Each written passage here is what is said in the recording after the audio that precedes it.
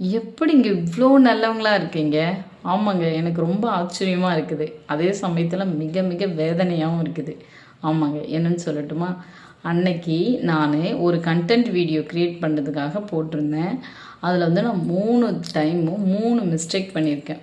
ஓகேங்களா? அத ஒருத்தர் கூட கண்டுபிடிச்சு எனக்கு நீங்க கமெண்ட் பண்ணல.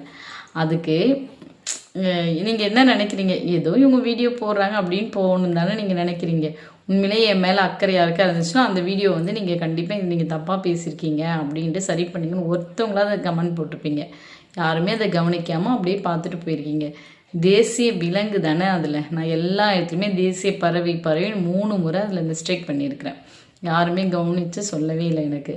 ஸோ நீங்கள் என்னை நிராகரித்தாலும் சரி, அங்கீகரித்தாலும் சரி, என் வாழ்க்கையில் இந்த யூடியூப் வீடியோ போடுறத நான் ஒரு நடைமுறையாக பயன்படுத்திகிட்டு இருக்கிறேன். ஸோ இதுக்கு தொடர்ந்து உங்களால் முடிந்த ஆதரவை தாங்க. சப்ஸ்கிரைப் பண்ணுங்கள், ஷேர் பண்ணுங்கள்.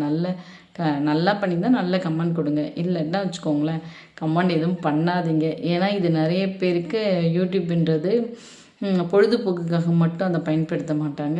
அவங்களுக்குள்ள இருக்கிற திறமையை வெளிப்படுத்துறதுக்கு இது ஒரு நடைமேடையாக அவங்க பயன்படுத்திகிட்டு இருப்பாங்க. ஏனுங்க நான் சொன்னது எதுவும் தப்பு இல்லைல்ல? தேங்க்யூ.